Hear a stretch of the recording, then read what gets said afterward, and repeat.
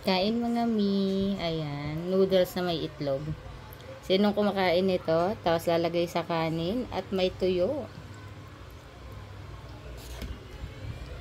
Yan, ang init pa.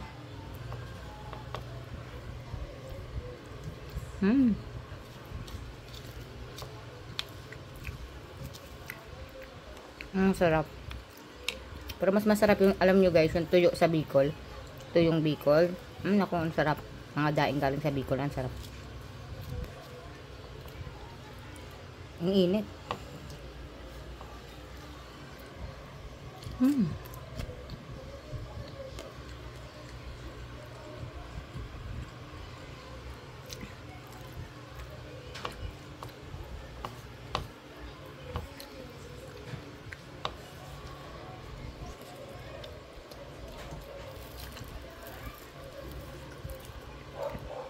O, kaiba yung mga cravings ko ngayon guys.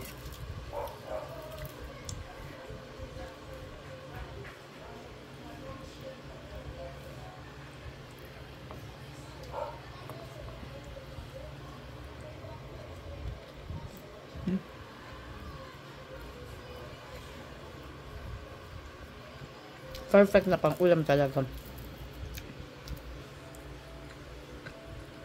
Kain tayo guys.